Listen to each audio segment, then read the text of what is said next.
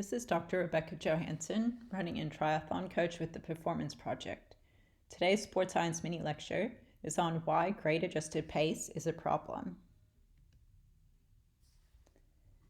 So GAP, or grade adjusted pace, is what you'll find it called on Strava, and on Training Peaks it's a similar calculation, but they call it normalized graded pace.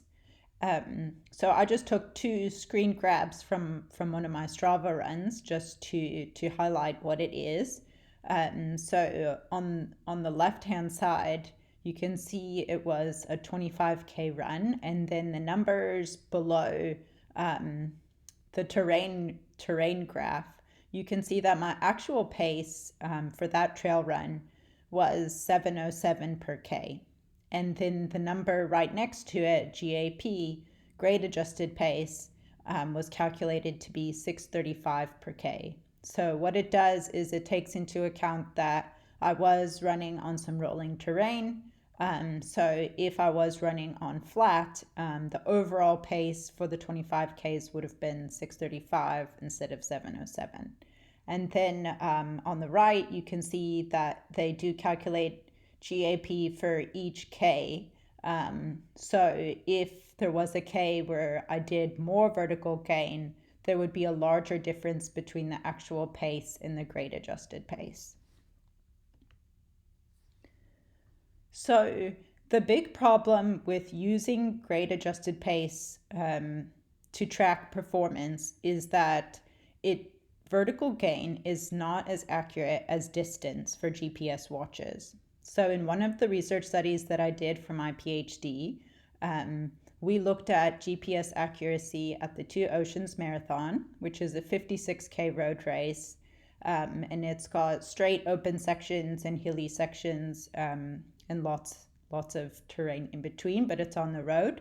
And what we found was that the GPS watch accuracy in reporting distance was very good. So there was approximately only a 1% error in a range of different GPS watches in reporting the distance. So the overall message is that you can trust what your watch tells you for distance ran, particularly if you're a road runner. But where we ran into a problem was that when we looked at the vertical gain that all the watches reported for the 56K road race, there was a 20% coefficient of variation, which is a very, very, very large coefficient of variation. So there was just a very large range in vertical gain reported across these GPS watches for the same race. So if you want to apply this to your own running, or if you're a coach and you want to apply it to one of your own runners, what you can do is determine the noise around the measurement for your specific watch. So what you do is you choose a route that you've run several times. If you're a road runner, I would suggest choosing a road run. If you're mainly a trail runner, I would suggest choosing a trail run. Then you record all the vertical gain measurements for that route.